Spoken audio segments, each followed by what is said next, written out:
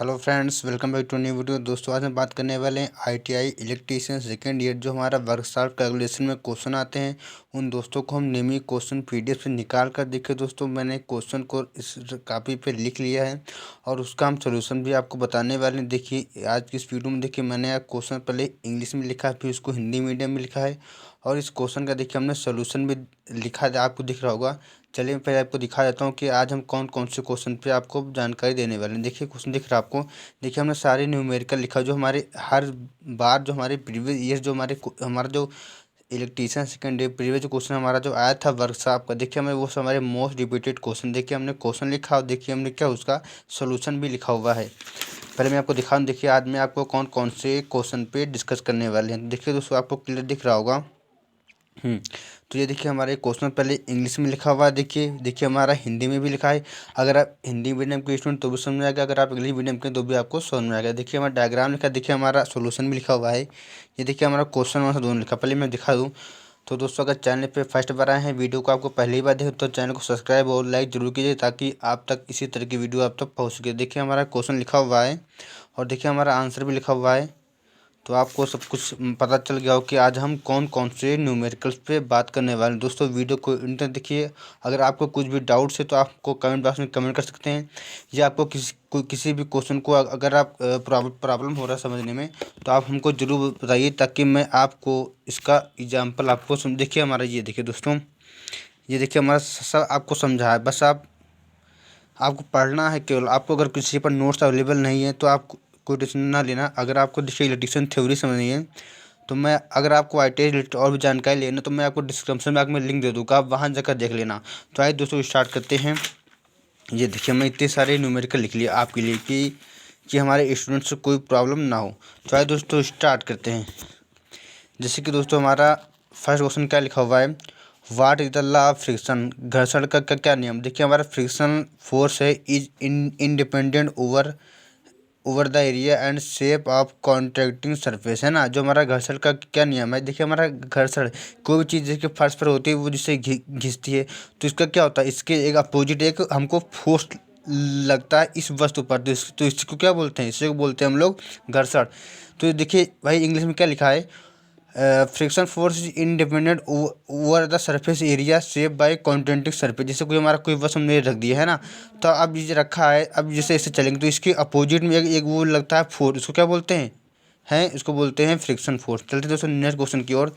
जैसे कि हमारा देखिए आपको दिख रहा है, what is the formula to find coefficient of friction. देखिए घर्षण के गुणांक का निकालने का सूत्र क्या है। तो देखिए फार्मूला होता है हमारा एफ बराबर होता है म्यू डब्लू। एफ बराबर क्या होता है, म्यू डब्लू होता है घर्षण के गुणांक का निकालने का फार्मूला। देखिए एफ बराबर म्यू डब्लू होता है, एफ बराबर म्यू आर भी होता है। कहें कि अगर आपको कोई दिक्कत हो रहा है तो देखिए यहाँ पे एफ बराबर क्या लिखा है, म्यू डब्लू लिखा है ना, एफ बराबर देखिए हमारा म्यू आर भी होता है। चलते दोस्तों नेक्स्ट क्वेश्चन की ओर।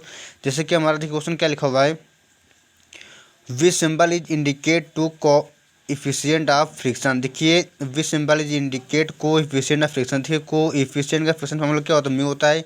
चलते हैं नेक्स्ट क्वेश्चन की ओर।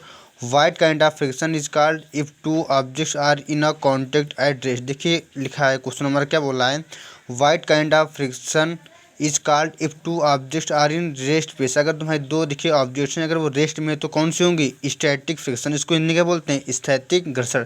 आज चलते हैं नेक्स्ट क्वेश्चन की ओर।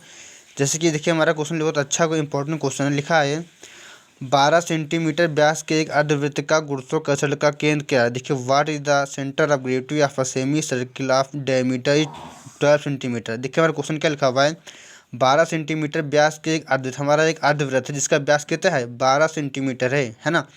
12 सेंटीमीटर व्यास के एक अर्धवृत्त का गुरुत्वाकर्षण का केंद्र क्या है। तो देखिए इसमें हमारा फार्मूला क्या होता है, देखिए फार्मूला हमारा क्या होता है, सब कुछ लिखा हुआ आपको। देखिए आप कुछ आपको दिक्कत हो रहा है तो आप कमेंट करके जो होता है जिससे मैं आपको क्लियर कर सकूँ। देखिए हमारा फार्मूला होता है अर्धवृत्त का वाई इक्वल टू क्या होता है, 4r/3 पाई। तो देखिए हमने आर की वैल्यू हमको यहाँ पे दिया हुआ है। देखिए हमको ये दिया व्यास में, डायमीटर दिया है कितना, 12 दिया है।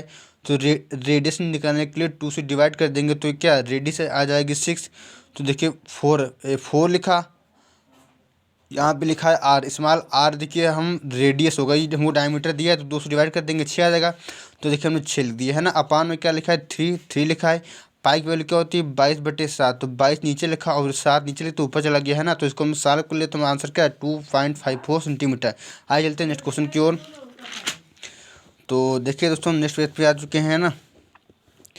जैसे कि हमारा देखिए फर्स्ट क्वेश्चन लिखा हुआ है, इसमें क्या बोल रहा है, शंकु का आधार जो है कितना दिया है 20 सेंटीमीटर है, बेस जो है 20 सेंटीमीटर और हाइट कितना दिया है 50 सेंटीमीटर, तो गुरुत्वाकर्षण का केंद्र क्या है देखिए है ना।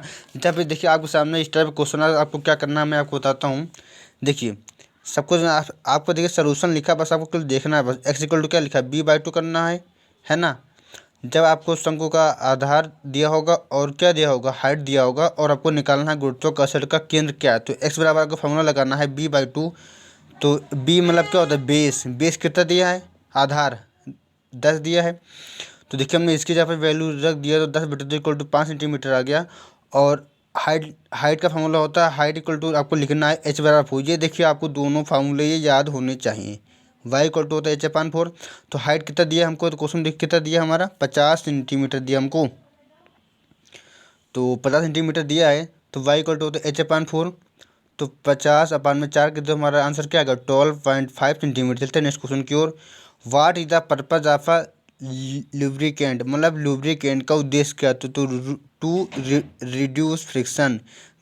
टू रिड्यूस फ्रिक्शन मीन्स देखिए हम हिंदी में बताता हूँ आपको, लुब्रिकेंट जो होता है उसका क्या उद्देश्य होता है, तो देखिए हिंदी में इसका होता है जो टू रिड्यूस फ्रिक्शन मीन्स घर्षण को कम करने के लिए हम लुब्रिकेंट का प्रयोग करते हैं। चलते हैं नेक्स्ट क्वेश्चन की ओर। Which is use to reduce the friction in machine parts. देखिए हिंदी में क्या बोल रहा है, किसका उपयोग मशीनी भागों को घर्षण को कम करने के लिए किया है। देखिए हम इसका राइट आंसर क्या होगा स्नेहक। देखिए हम स्नेहक का प्रयोग, इसको इंग्लिश में क्या बोलते हैं लुब्रिकेंट्स है ना, लुब्रिकेंट्स। स्नेहक का प्रयोग जो है हम मशीनी भागों में घर्षण को कम करने के लिए करते हैं। चलिए नेक्स्ट क्वेश्चन की ओर। जैसे कि हमें लिखा हुआ है वाट कज या रीजन है ना, what reason the efficiency of a machine by maintaining the lubricants है ना। तो वाट रीजन तो मतलब क्या होगा, वाट रीजन्स में क्या होगा if the efficiency of A machine by maintaining in the lubricant, तो हमारा इंक्रीज होगा। चलते नेक्स्ट क्वेश्चन की ओर। जैसे कि लिखा हुआ हमारा which of the angle is called angle of friction, कौन से कोण को घर्षण कोण कहा जाता है। देखिए जब हमारा जो एंगल ये होगा है ना, एंगल देखिए आपको ये दिख रहा है ROS, यही हमारा क्या है घर्षण कोण है ना। चलते हैं नेक्स्ट क्वेश्चन की ओर, जो कि हमारा वर्कशॉप कैलकुलेशन का बहुत ही इंपॉर्टेंट क्वेश्चन जो हमारा हर बार एग्जाम में आता ही आता है। तो जैसे कि आपको दिख रहा है आपको बहुत ही लाजवाब क्वेश्चन है, जिसे हमको निकालना है वृत्त के क्षेत्रफल के लिए सूत्र क्या है ना, फार्मूला क्या है। तो देखिए हम लोग जानते हैं कि वृत्त का फार्मूला क्या होता है, वृत्त के क्षेत्र फार्मूला हमारा होता है πr² है ना, πr² है ना। तो देखिए हमको यहाँ पे क्वेश्चन क्या दिया था, वृत्त के क्षेत्रफल के लिए सूत्र क्या है। Which formula is suitable for the area of a circle whose diameter is d। अगर हमको डायमीटर d दिया है तो हमको वृत्त के क्षेत्रफल के लिए सूत्र क्या होगा। तो देखिए हम लोग जानते हैं कि वृत्त का क्षेत्रफल कितना होता है πr² है ना। अब r की वजह से हमें क्या दिया डायमीटर दिया है, तो हम लोग जानते हैं कि क्या जो हमारा डायमीटर होता है, डायमीटर है ना, देखिए त्रिज्या बराबर क्या होता है, त्रिज्या बराबर हमारा फार्मूला होता है व्यास/2। त्रिज्या बराबर क्या होता है व्यास/2 है ना। अब हमको यहाँ डायमीटर दिया है तो देखिए हम 2 से यहाँ पे डिवाइड कर दिया।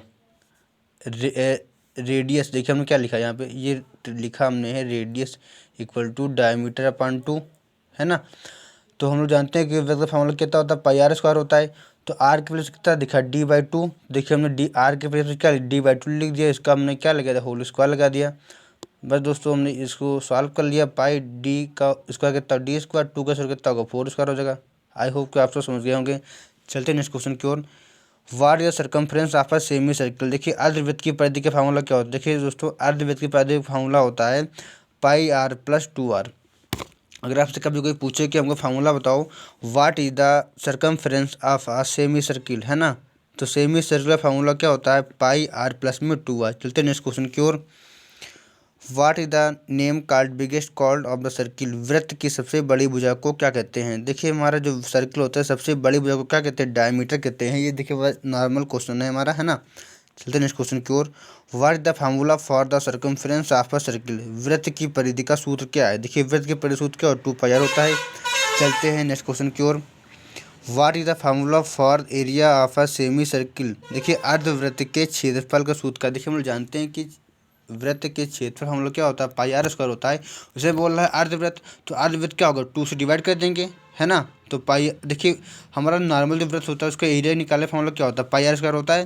देखिए हमने πr² लिख दिया। अब हमको बोल रहा है अर्धवृत्त, तो 2 से डिवाइड कर देंगे, बस ये हमारा क्या हो जाएगा, आंसर हो जाएगा। चलते हैं नेक्स्ट क्वेश्चन की ओर। अगर दोस्तों वीडियो अच्छी लगे तो चैनल को सब्सक्राइब जरूर कीजिएगा और एक लाइक कर दीजिए, जिससे कि मैं आप तक किसी वीडियो पहुंच सके। अगर आपको कुछ भी दिक्कत हो हमको जरूर बताइए। तो दोस्तों जैसे कि आपको दिख रहा होगा, हाँ देखिए आपको दिख रहा होगा, what is the force required to move मैं आपको क्लियर कर दूं जिससे आपको क्लियर दिख सके, आपको कोई दिक्कत ना हो।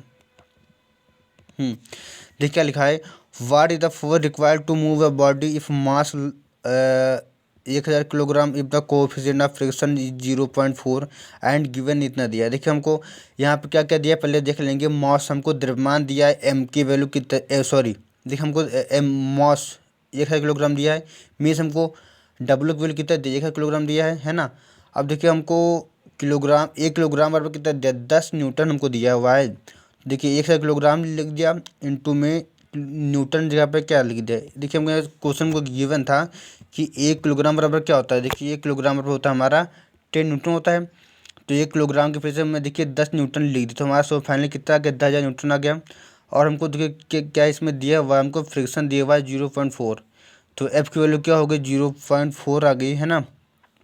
देखिए इसमें हमारा फार्मूला लगेगा, एफ बराबर म्यू डब्ल्यू होता है। फार्मूला हमने क्या लगा दिया, हमने फार्मूला देखिए हमने लगा दिया, एफ बराबर हमने लगा दिया है म्यू डब्ल्यू, है ना।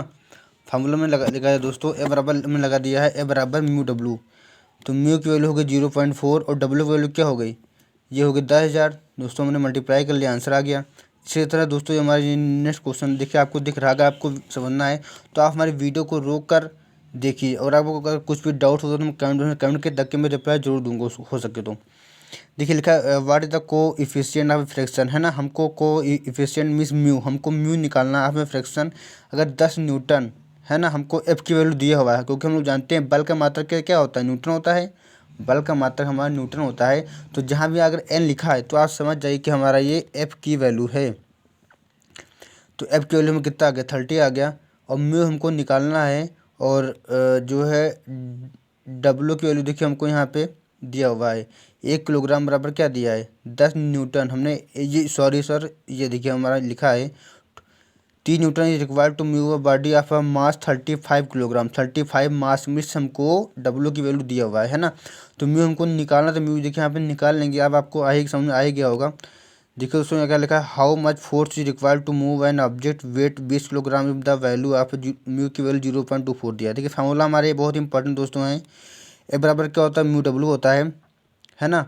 ए बराबर म्यू डब्ल्यू से दोस्तों निकाल लेंगे। हमको देखिए म्यू की वैल्यू कितना दिया हुआ है, म्यू की वैल्यू हमको दिया है 0.24, ये देखिए। और डब्ल्यू की वैल्यू क्या दिया, डब्ल्यू की वैल्यू देखिए हमको दिया है 20 किलोग्राम। देखिए हमें मल्टीप्लाई करने 4.8 किलो। दोस्तों आज की वीडियो इनसे मिलते हैं नेक्स्ट वीडियो में। अगर आपको जानकारी अच्छी लगे तो चैनल को सब्सक्राइब कीजिए। और दोस्तों अगर आपको कुछ भी डाउट्स होते हैं तो हमको कमेंट बॉक्स में कमेंट जरूर बताइए। और अगर आप ITI से रिलेटेड और जानकारी चाहते हैं, इलेक्ट्रीशियन सेकेंड ईयर की थ्योरी की, इंजीनियर ड्राइंग की, मैंने सारे वीडियो डिस्कस किया है, आप हमारे डिस्क्रिप्शन बॉक्स में चेक कर सकते हैं। Thanks so much.